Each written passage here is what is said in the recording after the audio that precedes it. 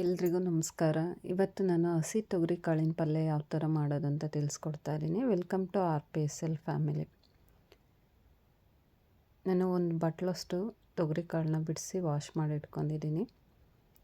ಒಂದು 2 table spoon ಎಣ್ಣೆ ಹಾಕ್ಕೊಂಡು ಸ್ವಲ್ಪ ಸಾಸಿವೆ, ಸ್ವಲ್ಪ ಕರಿಬೇವು, ಅದಕ್ಕೆ ಒಂದು ಮೀಡಿಯಮ್ ಗಾತ್ರದ ಈರುಳ್ಳಿ ಕಟ್ ಮಾಡಿ ಹಾಕ್ಕೊತಾ ಇದ್ದೀನಿ. ಈರುಳ್ಳಿ ಫ್ರೈ ಆದಮೇಲೆ ಒಂದು 2 ಹುಳಿ ಟೊಮೊಟೊ ಕಟ್ ಮಾಡಿದ್ದೆ, ಅದು ಕೂಡ ಹಾಕ್ತಾಯಿದ್ದೀನಿ. ಟೊಮೊಟೊ ಫ್ರೈ ಆದಮೇಲೆ ನಾನಿಲ್ಲಿ ಕಾಳುಗಳ್ನ ಹಾಕ್ತಾಯಿದ್ದೀನಿ.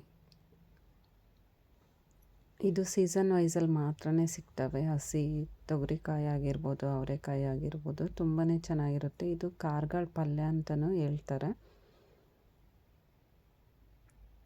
ಕಾಳನ್ನೆಲ್ಲ ಹಾಕ್ಕೊಂಬಿಟ್ಟು ನಾನು ಮತ್ತೆ ಮಿಕ್ಸ್ ಮಾಡ್ಕೊತಾ ಇದ್ದೀನಿ ಚೆನ್ನಾಗಿ. ಈ ಥರ ಮಿಕ್ಸ್ ಮಾಡ್ಕೊಂಡು ಒಂದು 3/4 ಟೇಬಲ್ ಸ್ಪೂನಷ್ಟು ನಾನು ಉಪ್ಪು ಹಾಕ್ತಾಯಿದ್ದೀನಿ. ಈ ಥರ ಮಿಕ್ಸ್ ಮಾಡ್ಕೊಂಡಾದಮೇಲೆ ಸ್ವಲ್ಪ ಉಪ್ಪು ಹಾಕ್ಕೊತಾ ಇದ್ದೀನಿ. ಉಪ್ಪು ಹಾಕ್ಕೊಂಡು ಕೂಡ ನೀಟಾಗಿ ಮಿಕ್ಸ್ ಮಾಡ್ಕೊಂಡು ಫ್ರೈ ಮಾಡ್ಕೊತಾ ಇದ್ದೀನಿ.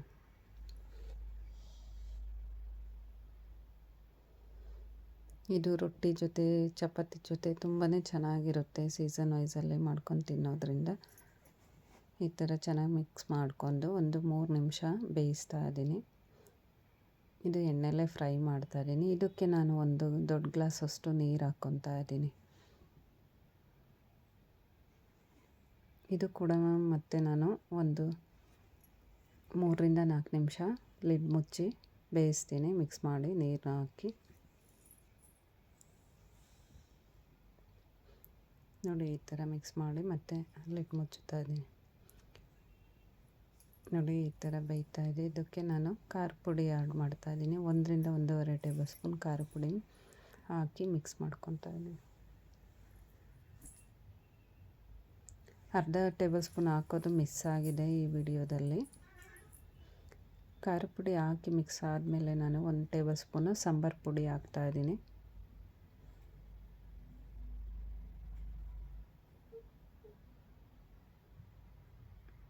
ಈ ಥರ ಸಾಂಬಾರು ಪುಡಿ ಹಾಕ್ಕೊಂಡು ಮಿಕ್ಸ್ ಮಾಡಿ ಇದಕ್ಕೆ ನಾನು ಅರ್ಧ ಬಟ್ಲಷ್ಟು ತೆಂಗಿನಕಾಯಿ ತುರಿನ ತುರಿದಿಟ್ಕೊಂಡಿದ್ದೆ, ಅದು ಕೂಡ ಇಲ್ಲಿ ಹಾಕ್ಕೊತಾ ಇದ್ದೀನಿ. ಈ ಥರ ಹಾಕ್ಕೊಂಡು ಮಿಕ್ಸ್ ಮಾಡ್ಕೊಳ್ಳಿ. ಇದಕ್ಕೆ ನಾನು 1-2 ಟೇಬಲ್ ಸ್ಪೂನು ಗುರ್ರಾಳ್ ಪುಡಿ ಅಥವಾ ಕುಶಾಣಿ ಪುಡಿ ಏನಂತೀವಲ್ಲ, ಅದು ಕೂಡ ಹಾಕ್ಕೊತಾ ಇದ್ದೀನಿ. ತುಂಬಾ ಚೆನ್ನಾಗಿರುತ್ತೆ ಇದು ಹಾಕ್ಕೊಳೋದ್ರಿಂದ.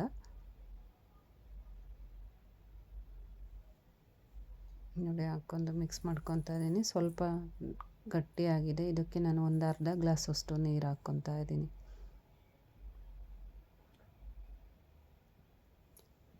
ನೋಡಿ, ಸ್ವಲ್ಪ ನೀರು ಹಾಕ್ಕೊಂಡು ಒಂದು 2ರಿಂದ 3 ನಿಮಿಷ ಕುದಿಸ್ತಾ ಇದ್ದೀನಿ. ಪಲ್ಯ ರೆಡಿ ಆಗೋಯ್ತು. ಇದನ್ನು ರೊಟ್ಟಿ ಅಥವಾ ಚಪಾತಿ ಜೊತೆ ತಿನ್ಬೋದು. ತುಂಬಾ ಚೆನ್ನಾಗಿರುತ್ತೆ. ಒಂದು ಸಲ ಮಾಡಿ ಟ್ರೈ ಮಾಡಿ ನೋಡಿ. Thank you for watching.